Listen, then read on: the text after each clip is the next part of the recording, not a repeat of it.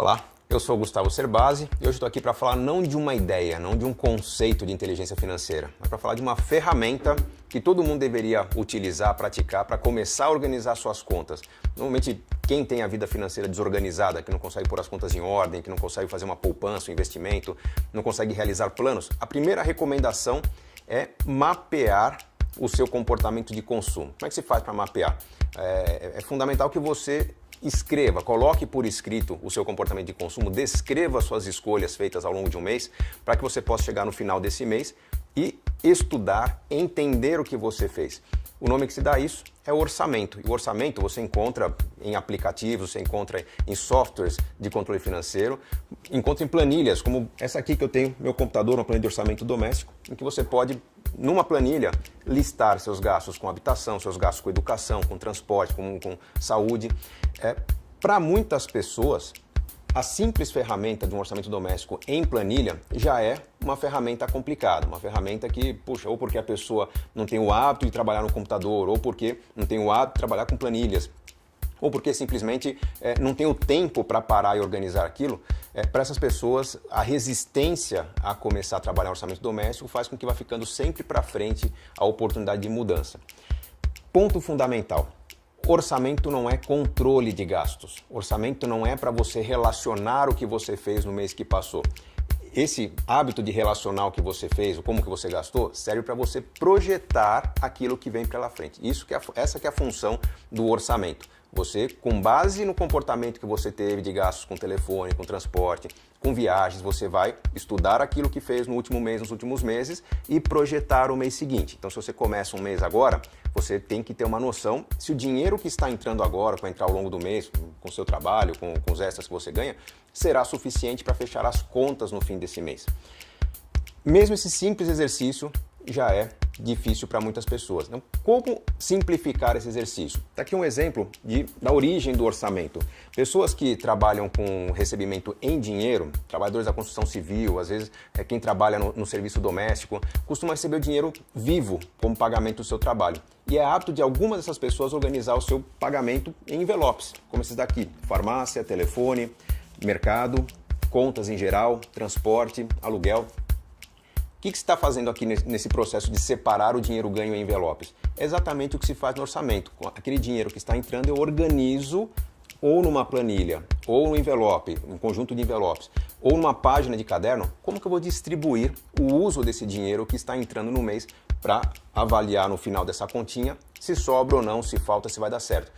O que é importante entender? Que essa simples tecnologia do envelope nos traz disciplina, nos traz mudança de hábitos. Eu, sempre que acompanhei famílias começando a colocar em prática o hábito do orçamento, eu percebi que a primeira reação dessas famílias foi abandonar a rotina de compras a prazo, pagamento parcelado. Por quê?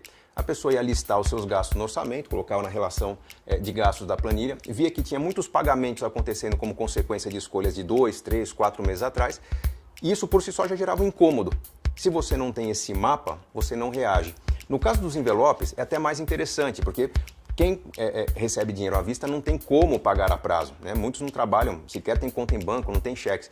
Então, o hábito de ter o dinheiro no envelope gera uma mudança de comportamento bem simples. Vamos supor que você chega na farmácia, algo fora da rotina, você já comprou um medicamento normal que você sempre compra todo mês, mas um imprevisto, um filho ficou doente, você precisou comprar um medicamento novo, você abre o seu envelope e não tem dinheiro. O que você faz? Você vai olhar para um outro envelope, por exemplo, com base nos seus gastos rotineiros, mensais, com telefone, você já separou um dinheiro para o seu telefone, você tem um dinheiro guardado, você pode simplesmente tirar parte do dinheiro que você reservou para o telefone e colocar no envelope da farmácia ou já pagar sua conta da farmácia. Por que isso muda comportamento? Muito fácil entender. Quando você olha um envelope que está se esvaziando ao longo de um comportamento mensal, você vai toda semana ou ao mercado, ou à padaria, ou à feira, e você vê o envelope ficando vazio, é natural, nosso cérebro reage. Você começa a mudar o comportamento diante da escassez. Você começa a se organizar para gastar menos. Então começa a aumentar a disciplina para aquele item de gastos. Quando você vê um envelope que está ficando com pouco dinheiro, o seu cérebro reage à escassez. Você recebe um sinal de alerta e começa a mudar seu comportamento, aquele gasto recorrente que você tem indo toda semana à farmácia, ao mercado, à padaria, vai adotar um comportamento de consumo mais restrito, mais restritivo, porque dinheiro está secando. É um comportamento diferente quando você vê a carteira cheia, o envelope cheio, você tende a gastar mais. Então é interessante perceber que o volume de dinheiro que aparece no envelope tende a tornar as pessoas mais consumistas. E geralmente quem trabalha com dinheiro vivo, quem recebe dinheiro vivo, tem um comportamento de consumo concentrado no começo do mês. Não é só pelo pagamento de contas. Se você for ver, às vezes a padaria que vende um prato feito, uma refeição mais completa, se a pessoa tem o hábito de levar marmita de casa para o trabalho, quando tem o dinheiro na mão, esse sentimento de fartura faz com que ela esteja mais generosa, que ela esteja mais disposta a tirar um certo atraso, entre aspas. Então nós nos soltamos mais quando o dinheiro está mais disponível e nós nos restringimos mais quando o dinheiro está mais restrito.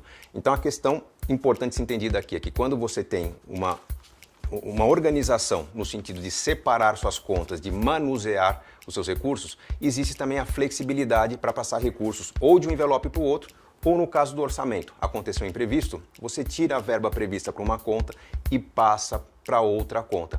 Essa é a função do orçamento, ele funciona exatamente dessa maneira.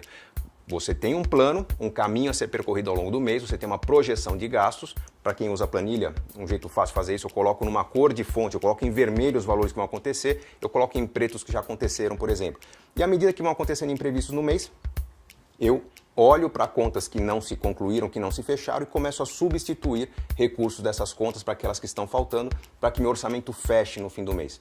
Com isso, se você tem grandes projetos sendo construídos com a ajuda de envelopes, com a ajuda do orçamento, você vai manter a disciplina daquilo que é realmente importante para você e aumentar a flexibilidade naqueles itens que não são tão importantes, o que podem ser mudados. Um envelope do lazer pode ser cancelado, um envelope do mercado pode exigir mais criatividade naquele mês, e é essa inteligência que faz com que o seu dinheiro funcione melhor, sem que você leve sustos, ou quando leva sustos, para que você tenha flexibilidade para lidar com eles com maior tranquilidade. Gostou da dica? É isso. Inteligência financeira se faz com um conjunto de ferramentas, dicas, orientações, mudanças de postura que vão transformar o seu comportamento em relação ao dinheiro.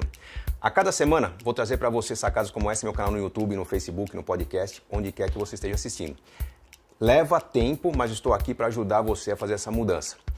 Quer saber mais? Cadastre seu e-mail no link que aparece aqui na descrição do vídeo, que você vai receber em primeira mão toda essa novidade e também o convite para participar do nosso Masterclass Inteligência Financeira. Vai acontecer entre 2 e 11 de setembro, uma série gratuita de conteúdo para ajudar você a fazer essa transformação. Tenho certeza que você vai gostar. Nos vemos lá.